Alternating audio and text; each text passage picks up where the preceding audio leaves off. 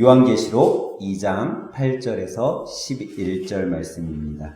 서문학교의 사자에게 편지하라. 처음이며 마지막이요 죽었다가 살아나신 이가 이르시되 내가 내 환난과 궁핍을 알거니와 실상은 내가 부유한 자니라. 자칭 유대인이라 하는 자들의 비방도 알거니와 실상은 유대인이 아니요 사탄의 회당이라. 너는 장차 받을 고난을 두려워하지 말라. 볼지어다 마귀가 장차 너희 가운데서 몇 사람을 옥에 던져 시험을 받게 하리니 너희가 10일 동안 환난을 받으리라. 내가 죽도록 충성하라. 그리하면 내가 생명의 관을 내게 주리라. 귀 있는 자는 성령이 교회들에게 하시는 말씀을 들을지어다. 이기는 자는 둘째 사망의 해를 받지 아니하리라. 아멘. 할렐루야. 오늘 이 아침에는 옆에 분과 인사할 때 이렇게 인사하도록 하겠습니다. 하나님께 복받는 사람, 복받는 교회 되세요 하고 인사하도록 합니다. 하나님께 복받는 사람, 복받는 교회 되세요. 저는 오늘 아침에 예배드린 여러분 모두가 하나님께서 부어주시는 복을 하나도 빠짐없이 받고 누리시는 여러분 되기를 간절히 기도합니다. 우리는 신앙생활을 하면서 축복이라는 말을 많이 듣게 됩니다. 오늘은 이 축복이라는 단어에 대해서 먼저 한번 생각해 보려고 합니다. 축복을 한자로 우리가 보면요, 빌축에 복자를 씁니다. 그러니까 복을 어떻게 하는 거죠? 빌어주는 게 축복입니다. 이를 국어 사전에서는 축복의 뜻을 찾아보면은 행복을 빔, 아니면 신의 은혜를 구하여 빔이라는 뜻으로 쓰여져 있습니다. 그러기에 우리가 기도함에 있어서 좀 이 축복에 대해서 기도함에 있어서 좀 유의해야 될 것이 있어요. 그거는 뭐냐면 축복이라는 단어와 복이라는 단어를 좀 우리가 잘 알고 사용해야 된다라는 거예요. 하나님께서 내게 직접 주시는 거에 대해서는 우리가 복을 주세요라는 표현이 맞아요. 하나님 축복해 주세요, 이 표현은 어떻게 보면 틀린 표현이죠. 왜? 하나님은요 복의 근원이세요. 그러니까 복은 누구로부터 나와요? 하나님으로부터 나오는 거예요. 그러니까 하나님이 축복해 주신다라는 거는 하나님이 누군가의 다른 잡신에 아니면 다른 사람에 의해 복을 나에게 주는 거니까 그건 틀린 표현이죠. 하나님 편에서 직접 내게 복을 주실 때 하나님 내게 복을 주세요, 복을 내려주세요 라고 쓰는 게 맞는 표현이에요. 그럼 축복이라는 표현은 뭐냐? 내가 누군가 다른 사람을 위해서 기도 요청할 때 하나님 우리 아무개 집사님에게 축복해 주세요. 이거는 내 편에 하나님이 나에게 주시는 복이 아니라 내가 누군가를 하나님을 통해 복이 내려주기를 빌어줄 때, 그럴 때는 축복이라는 단어가 맞는 거죠. 그러니까 하나님이 직접 주시는 때에는 우리가 하나님 나에게 복을 주세요, 우리에게, 우리 가정에게 복을 주세요 라고 표현하는 게 맞는 거고, 내가 다른 사람을 위해 기도할 때는 축복해 주세요 라고 기도하는 게 맞는 표현이라고 할 수 있어요. 그래서 우리가 성경에 보면요, 구약에 보면 야곱이 바로를 어떻게 했다고요? 야곱이 바로, 사람이 누군가를 하나님 앞에 복을 구하니까 무슨 단어를 썼겠어요? 축복해 주세요 라고 기도한 거예요. 그래서 야곱이 바로를 축복하고 이삭이 야곱을 어떻게 했어요? 축복하고, 또 여호수아가 그들을 축복하고 라는 표현을 하고 있는 거예요. 히브리서 6장 14절에는 근데 이렇게 표현하고 있어요. 이르시되 내가 반드시 너희에게 복을 주고, 여기서 나는 누굴까요? 하나님이 너희에게 뭐를 줘요? 복을 준다라고 표현을 하고 있는 거예요. 그래서 복을 주며 너를 번성하게 하고 번성하게 하리라 라고 히브리서는 말씀하고 있고, 이사야서 19장 25절에 보면 이는 만군의 여호와께서 복을 주시며 이르시되 내 백성 애굽이여, 내 손으로 지은 앗수로여, 너의 기업 이스라엘이여, 복이 있을지어다 하실 것이니라. 여기서도 하나님 편에서 이야기했으니까 뭐를 주셨어요? 복이라고 표현하고 있는 거예요. 그러기에 목사님들이 교회에서 성도들 또 믿음의 가정들을 위해서 기도할 때 간절히 축복하며 기도하옵나이다 라는 표현을 쓰는 거는 목사님이 우리 교회 가족들, 우리 교회 식구들, 가정들을 위해 하나님께서 복을 내려주세요 하고 기도하니까 축복하며 기도하옵나이다 라는 표현이 맞는 표현인 거죠. 그런데 목사님이 나 자신을 위해서 하나님 저에게 복을 주세요 라고 기도할 땐 하나님 저에게 축복해 주세요가 아니라 하나님 저에게 복을 주세요. 제가 복 받길 원합니다 라는 표현으로 기도하는 게 맞다라는 거예요. 근데 여러분 축복이나 복이나 누구나가 다 원해요 안 원해요? 원하는 거예요. 그렇기 때문에 사람들은 누구나 복 받길 원하고 있고 특별히 하나님의 복을 받는 사람 또 하나님의 복을 받는 가정, 사업체, 직장 이런 것들이 되길 기도하고 그것을 아주 중요하게 여긴다라는 거예요. 그래서 오늘은 이 아침에 여러분과 제가 어떻게 해야지만 하나님이 주시는 이 복을 우리가 누리면서 또 받으면서 살 수 있는지를 생각해 보면서 함께 은혜를 나누려고 합니다. 첫 번째로 여러분과 제가 하나님께서 주시는 그 복을 받는 사람, 복을 받는 교회가 되기 위해서는요, 우리가 어떤 교회가 돼야 되냐면 칭찬받는 교회가 돼야 된다라는 거예요. 칭찬받는 사람이 될 때 하나님이 주는 복을 누리며 살 수 있다라는 거죠. 여러분들이 지금까지 아마 살면서 이 칭찬에 대한 이야기는 많이 들어봤을 거예요. 칭찬이란 단어, 칭찬에 관한 이야기. 예전에 한 개구쟁이가 있었어요. 이 개구쟁이가 얼마나 개구쟁이냐면 한 번도 칭찬이란 이야기, 그 칭찬은 들어본 적이 없는 거예요.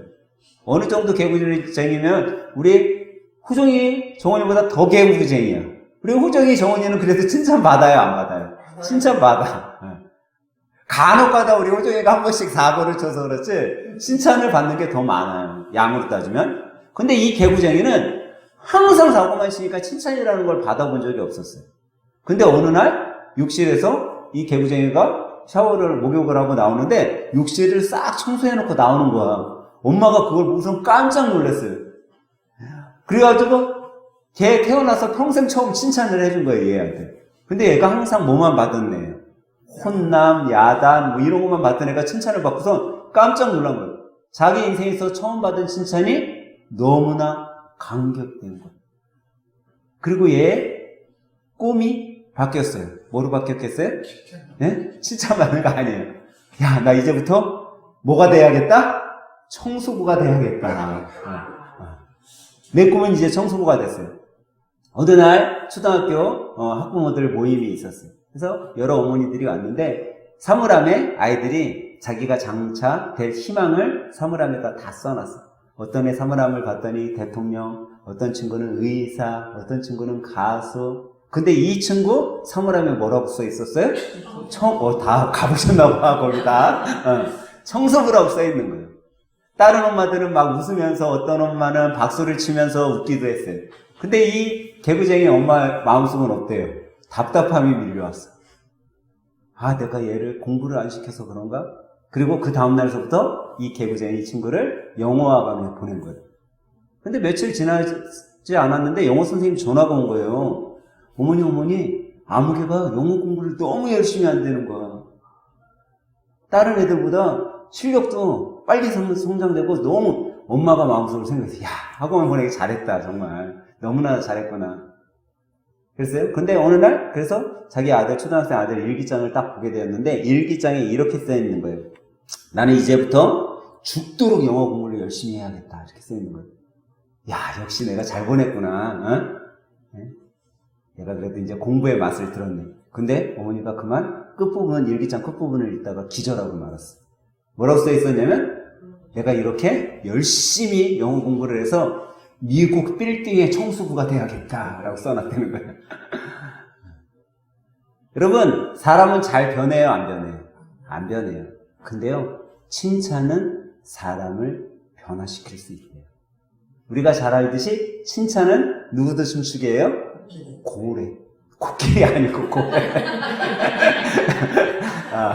우리 장로님은 더 한 발 앞서 나가.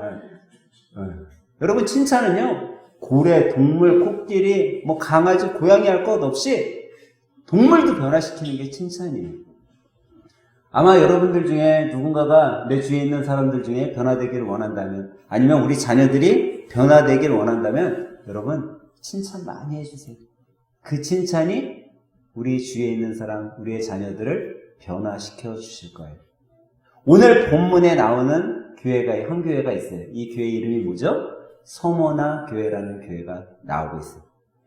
요한계시록은요, 소아시아에 있는 7교회에 대해서 이야기한 내용이 적혀져 있어요.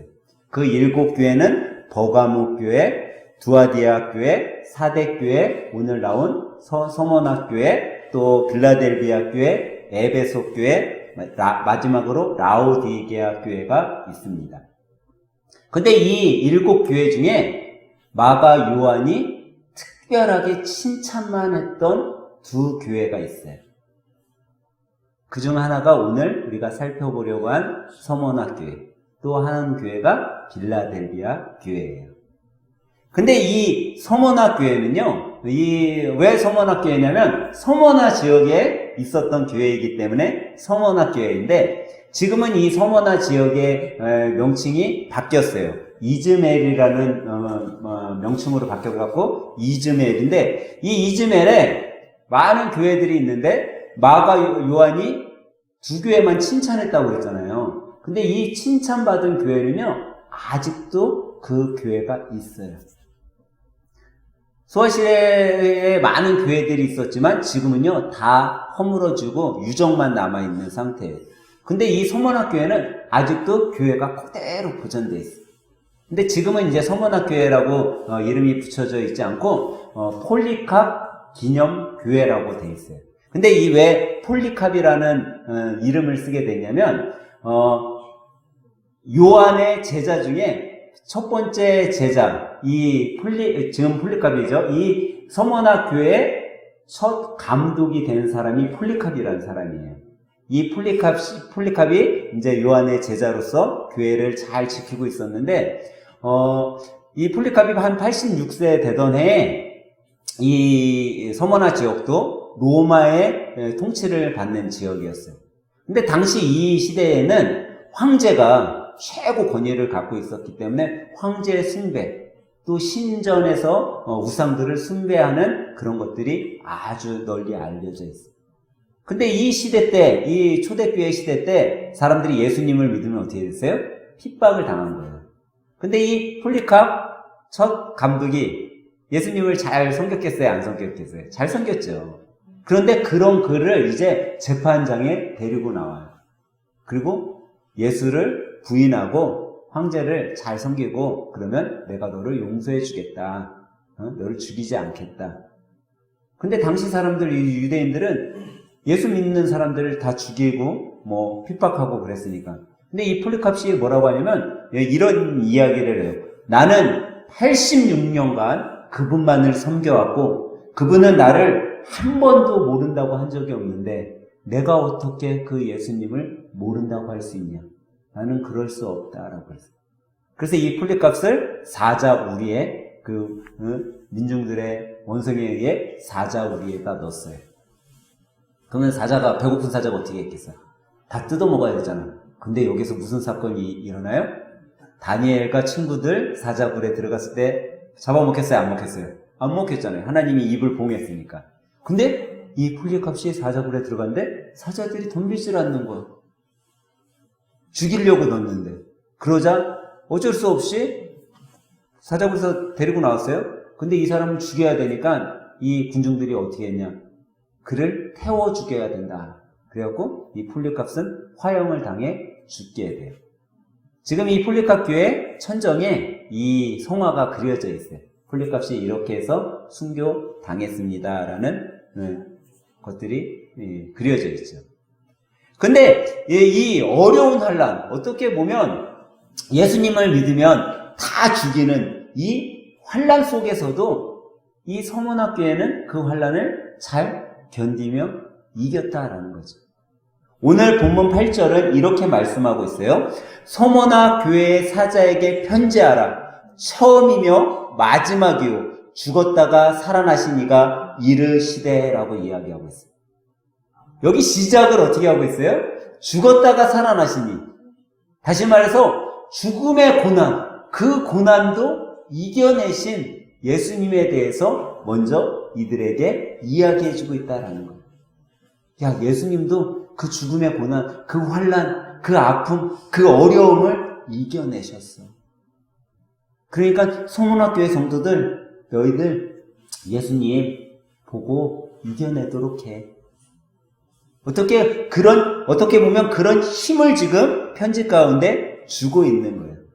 그러면서 뭐라고 해요? 너희들이 이것을 잘 이겨내고 끝까지 죽도록 충성하면 뭘 주겠다? 생명의 관을 주겠다라고 약속하고 있다라는 거예요. 여러분, 생명의 관은 어떻게 보면 믿는 사람들이 가장 바라고 소망하고 원하는 하나님이 내려주시는, 각자 한 사람 한 사람에게 내려주시는 복이에요. 근데 그 복을 받을 수 있다라는 거예요. 근데 참 신기하게도 이 소아시아의 7교회 중에요, 서머나 교회는요 되게 가난한 교회였어요. 궁핍한 교회였어요. 어떻게 보면 재정적으로 물질적으로 별로 갖고 있지 못한 교회였어요. 근데 오늘 본문에는 그런 서머나 교회를 향해 뭐라고 얘기하냐면요, 내가 내 환난과 궁핍을 알거니와 실상은 내가 부요한 자니라 라고 이야기하고 있다는 거예요. 가난한 것이 아니라 어떻다고요? 부요하다라고 일깨워주고 있다라는 거죠. 우리는 이 서문학교회를 본받음으로 우리도 한번 생각해 봐야 돼요. 세상 사람들이 우리 교회 여러분들 각자 한 사람들을 보면서, 야, 너 아무것도 갖고 있지 않잖아, 너 되게 가난하잖아 라고 이야기할지 모른다 할지라도 우리는 아무것도 가진 게 없는 교회가 아니라, 가진 게 없는 사람이 아니라 오히려 여러분과 저는 부유한 사람, 부유한 교회라는 것을 여러분 기억하시길 바랍니다. 왜 우리가 그런 부유한 사람이 될 수 있냐? 주님께 칭찬받는 사람들이기 때문이에요. 칭찬받는 사람은 복이 임하는 거예요. 하나님께서 복을 내려주시는 거예요. 근데 그 복이 오늘 본문에는 생명의 관이라고 이야기했어요. 그리고 그 뒤에 이어서 뭐라고 얘기하냐면 생명의 관만이라고 얘기한 것이 아니라 둘째 사망이라는 것이 이야기하고 있어요. 둘째 사망. 첫 번째, 그러면 여러분들 생각에 첫 번째 사망은 뭘까요? 첫 번째 사망은 육신의 사망인 거예요. 우리 육신이 죽는 게 첫 번째 사망이죠. 그러면 둘째 사망은 뭐겠어요? 영의 사망이에요. 이 영의 사망은요, 끝이 없는 거예요. 영원한 죽음이 있는 거예요. 영원한 생명이 있는가 동시에 영원한 죽음이 있는 거예요. 근데 오늘 본문에서 그것을 여러분과 저에게 이야기해주고 있는 거예요. 생명의 관에 대한 복만 하나님께서 주시는 것이 아니라 여러분과 저에게 11절의 마지막 절에 보니까 이기는 자는 둘째 사망의 해를 받지 않는다라고 이야기해주고 있다는 거죠. 근데 이것을 받을 수 있는 사람이 있는데, 그게 어떤 사람, 어떤 교회냐? 하나님께 칭찬받는 사람이 이 복을 받을 수 있다라는 거죠. 저는 여러분들께 확실하게 말씀드릴 수 있는 거는요, 칭찬받는 교회에 반드시 복이 임한다라는 거예요. 근데 이 칭찬받는 사람은요, 주님을 높이는 교회예요. 높이는 사람이에요. 이 칭찬받는 교회는요, 아무리 죽음의 위험이 온다 할지라도, 여러분, 우리 4월의 찬양의 제목처럼 나는 죽고 주님을 살리는, 예수님이 사는 그런 삶을 사는 사람이 칭찬받는 사람, 칭찬받는 교회가 된다라는 거죠. 저는 이 아침에 함께 예배드리는 여러분 모두가 주님께 칭찬받음으로 주님이 내려주시는 복을 누리며 살아가시길 예수님의 이름으로 간절히 소망합니다. 둘째로 여러분, 어떤 교회가 하나님이 주시는 복을 받는 교회냐면요, 그거는 주님께 죽도록 충성하는 교회라는 거예요. 오늘 본문 10절은 이렇게 말씀하고 있어요. 너는 장차 받을 고난을 두려워하지 말라. 볼지어다 마귀가 장차 너희 가운데서 몇 사람을 옥에 던져 시험을 받게 하리니 너희가 10일 동안 환난을 받으리라. 내가 죽도록 충성하라. 그리하면 내가 생명의 간을 내게 주리라.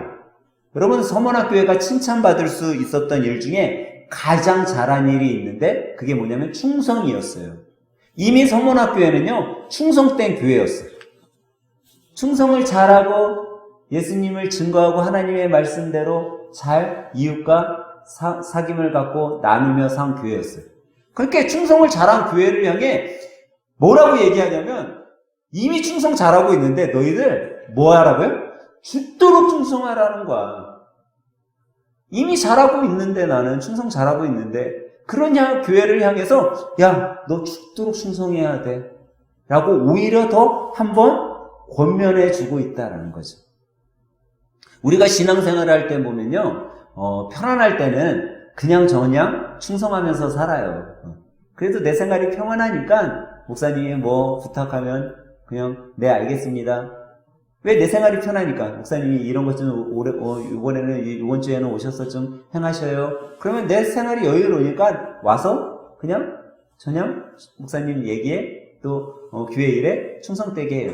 근데 여러분, 삶이 어려움에 빠지고 걱정거리가 많고 힘듦이 있고 시간에 쫓기고 그럴 때는요, 충성하기가 힘들 거야. 오히려 내 삶의 어려움에 빠지면 세상과 타협하게 되고 나도 모르는 사이에 세상의 우상을 쫓아서 가게 되는 게 우리의 삶의 현실이고 우리의 나약함이죠. 여러분과 제가 생활할 때 우리는 어떤 우상에 어떤 유혹에 빠질 때가 있어요? 여러분과 저 모두가 다 물질의 유혹, 물질의 우상을 쫓을 때가 있어요. 쾌락, 때로는 정욕, 때로는 여러 가지 사람들의 즐거움, 행복 이런 것을 우상으로 여기고 우리가 빠져서 살아갈 때가 있다는 거죠. 그런데 여러분, 어려움과 환난이 올 때 그런 세상의 유혹에 빠져서 사는 것이 아니라 그런 가운데도 내가 주님 앞에 죽도록 충성하면 주님께서 여러분과 저에게 복을 주신다라는 것. 반드시 내가 너를 복되게 해주겠다라고 말씀하고 있는 거죠. 그것을 오늘 본문에서는 생명의 관, 둘째 사망의 해를 받지 않을 거다라는 표현으로 우리들에게 가르쳐주고 있어요. 방금 제가 읽어드렸던 11절 하반절에 보니까 둘째 사망의 해를 받지 아니하리라 라고 얘기하고 있어요. 둘째 사망에 대해서는요, 요한계시록에 되게 많은 부분에서 이야기를 해주고 있어요. 그 중에 몇 가지만 제가 여러분들에게 말씀드리면, 요한계시록 20장 6절은요, 이 둘째 사망에 대해 뭐라고 얘기하냐면, 이 첫째 부활에 참여한 자들은 복이 있고 거룩하도다. 둘째 사망이 그들을 다스리는 권세가 없고 도리어 그들이 하나님과 그리스도의 제사장이 되어 1000년 동안 그리스도와 더불어 왕노릇하리라. 둘째 사망이 우리를 다스릴 수 있어요, 없어요? 없어요. 오히려 우리가 예수님과 함께 왕이 돼서 왕노릇을 한대요. 또 요한계시록 20장 14절은 이렇게 말씀하고 있어요. 사망과 음부도 불못에 던져지니 이것은 둘째 사망 곧 불못이라. 둘째 사망이 뭐라고요? 불못, 지옥인 거예요. 지옥. 영원히 꺼지지 않는 불못이 지옥, 그것이 둘째 사망인 거죠. 근데 이 둘째 사망이 우리를 해하지 못한대요. 하나 더 볼게요. 요한계시록 21장 8절에 보니까 그러나 두려워하는 자들과 믿지 아니하는 자들과 흉악한 자들과 살인자들과 음행하는 자들과 점술가들과 우상숭배자들과 거짓말하는 모든 자들은 불과 유황으로 타는 못에 던져지리니 이것이 둘째 사망이라 라고 말씀하셨어요. 여러분, 정말 둘째 사망은요, 끔찍한 거예요. 우리가 나오려고 해도 나올 수 없는 것. 꺼지지 않는 유황불. 정말 세상에 어떤 환난과도 어떤 어려움과도 어떤 문제하고도 비교할 수 없는 그런 곳이 이 둘째 사망이라는 거죠. 근데 하나님께서 그 둘째 사망의 그 모든 환난을 어떤 자에게 없애주겠다? 충성된, 죽도록 충성하는 자에게는 이것을 제해주는, 이 해가 없게 하는 복을 내려주겠다라고 약속해주고 계시다라는 거죠. 저는 오늘 이 아침에 함께 예배드리는 여러분들이 정말 하나님 앞에 죽도록 충성돼서 정말 생명의 관, 둘째 사망의 해를 입지 않는 그 은혜의 복을 누리며 살아가시길 예수님의 이름으로 간절히 소망합니다. 그러면 마지막 세 번째로 어떤 교회가 하나님의 복을 받는 교회일까요? 그것은요, 성령의 귀를 기울이고 전도와 나눔에 힘쓰는 교회, 힘쓰는 사람이 하나님께 복받는 교회, 복받는 사람이 된다라는 사실이에요. 여러분, 우리가 교회로서 복받기 위해서는요, 여러분들이 자녀들을 잘 키워야 돼요. 우리 교회가 어린이들을 또 우리 학생들을 잘 키워야 돼요. 이 잘 키우고 잘 자라게 하기 위해서는요, 우리 자녀들이 어떤 곳에 거해야 되냐면요, 성령 가운데 거해야 되는 거예요. 성령 가운데 거하는 교회, 성령 가운데 거하는 가정은요, 하나님이 주시는 복이에요. 근데 이 성령 가운데 거하는 교회, 거하는 가정을 유심히 살펴보면요, 뭐가 넘치냐면요, 아멘이 넘쳐요. 목사가 앞에서 설교할 때 가장 힘이 나는 게 언제인 줄 아세요, 여러분? 성도들이 아멘으로 화답할 때 가장 힘이 나요. 제가 우리 유찬이, 유빈이가 조용히 예배 드릴 때 저는 힘이 나요. 왠지 아세요? 얘네들이 이렇게 조용히 예배 드리잖아요. 그러면요, 그러다가 제가 막 설교를 하다가 소망합니다, 기도합니다, 축원합니다. 그러면요, 갑자기 뭐라고요? 아멘! 이렇게. 조용히 해가지고, 얘네들이 뭐 하고 있나? 이런 생각이 들다가도, 갑자기 내가 축원합니다 하고서, 설교를, 이제 마무리 해야겠다 하는데, 우리 유찬이가 아멘 하잖아요? 그러면 내가 이거 설교를 더 해야 되나? 우리 유찬이도 이렇게 열심히 듣고 있는데, 내가 좀 설교를 더 길게, 더 이어서 해야 되나? 막 그런 생각이 들어요. 근데 여러분, 아멘이 이 어린 5살, 6살, 꼬맹이들이 아멘 하는 게 그냥 나오는 것 같죠, 여러분? 근데 그렇지 않다라는 거예요. 여러분, 이 아이들의 입술을 통해서 아멘이 나오는 것도요, 성령님이 우리 아이들의 입술을 움직여 주시기 때문에 아멘이 나오는 거예요.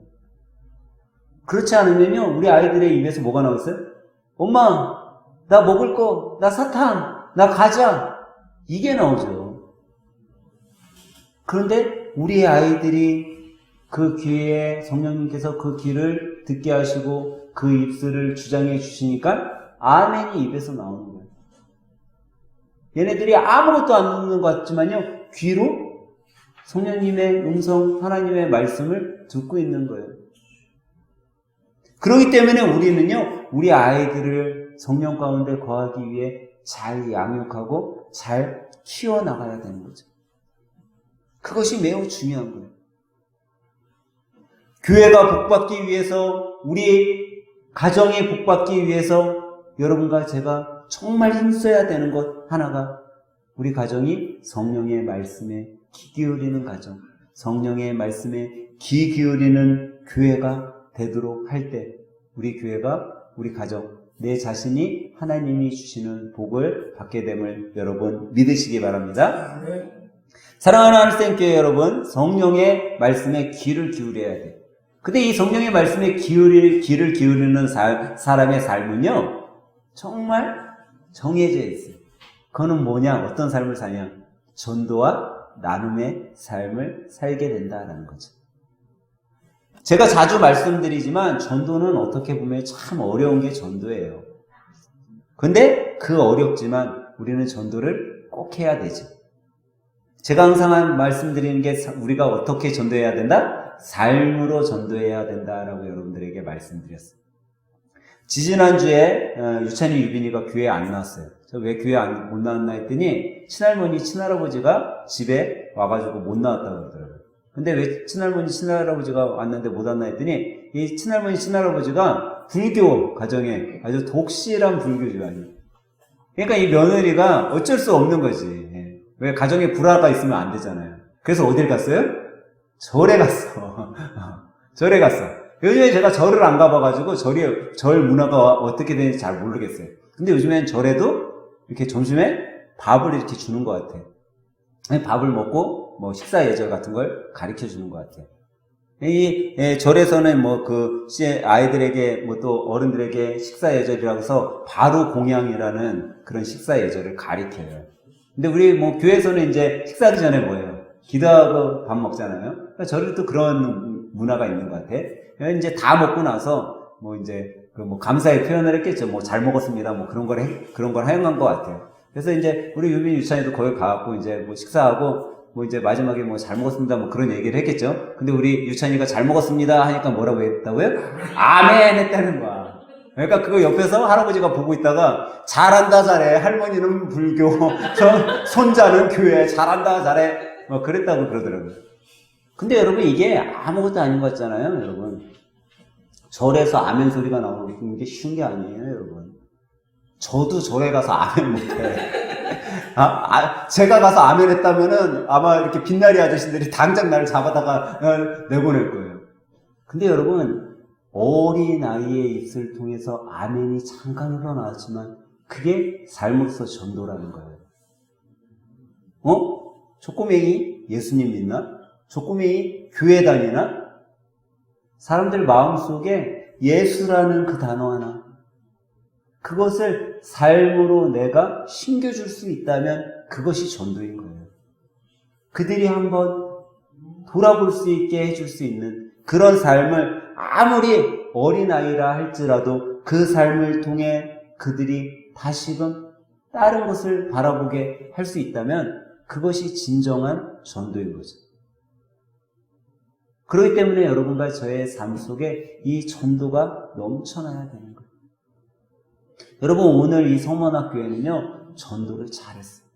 그리고 그들은요, 어려운 사람들에게 항상 나눔의 삶을 살았어요.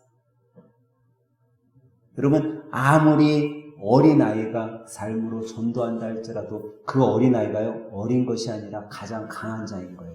나눠줄 수 있는 어린이, 전도하는 어린이, 그 삶이요, 어떻게 보면 예수님이 보실 때는 가장 강한 자의 삶이요, 가장 부유한 자의 삶인 거예요. 여러분, 아무리 어른이라고 해서 어른이 아니에요. 강한 자가 아니에요. 아무리 가진 게 많은 재벌이라고 해서 그 사람이 부유한 자가 아니에요. 하나님은 오늘 성문학 교회를 통해 여러분과 저에게 깨닫게 해주시고 계신 거예요. 가난해도 실상 가난해도 가난한 것이 아니라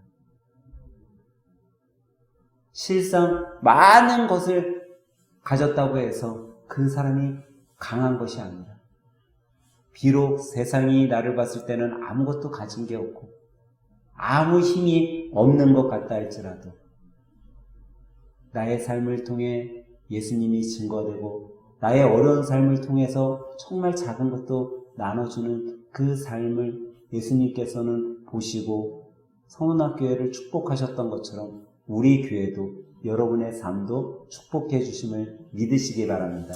그래서 여러분들 한 주간 살 때 정말 내가 예수님 편에서 내가 정말 칭찬받는 삶을 살고 있나?